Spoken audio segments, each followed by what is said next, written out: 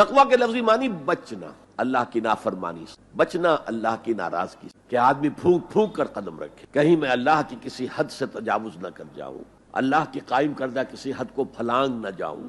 لو سانس بھی آہستہ کہ نازک ہے بہت کام، آفاق کی اس کارگہ شیشہ گری کا، اس روش کا نام تقوی ہے۔ وَلَا تَمُوتُنَّ إِلَّا وَأَنْتُمْ مُسْلِمُونَ، اور دیکھنا موت نہ آنے پائے مگر فرما برداری کی حالت میں۔ یہاں پر بھی عام طور پر ترجمہ کر دیتے مسلم ہونے کی حالت میں۔ مسلم تو ہم گناہ کر رہے ہیں تب بھی مسلم ہے، گناہ سے پہلے بھی مسلم ہے، گناہ کی بعد بھی مسلم ہے، یہ نہیں ہے مطلب۔ فرما برداری مسلم کے اصل معنی کیا ہے؟ موت نافرمانی کی حالت میں کہیں نہ آ جائے تمہیں، وہ کوئی ضمانت تمہارے پاس نہیں ہے کہ تم کسی گناہ کا ارتکاب کر بھی چکو گے، پھر تمہیں توبہ کا وقت بھی مل جائے گا، پھر موت آئے گی، اس سے پہلے موت نہیں آ سکتی۔ کیا معلوم عین اس گناہ کے ارتکاب کے دوران موت آ جائے۔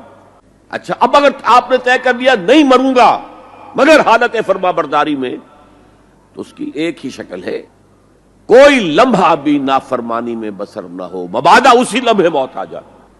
ہر لمحے کا پہرا دیجئے، ہر ساعت کی پوری حفاظت کیجئے، کہیں نافرمانی کا کوئی ارتکاب نہ ہو اور عین اس حالت میں کہیں موت نہ آ جائے۔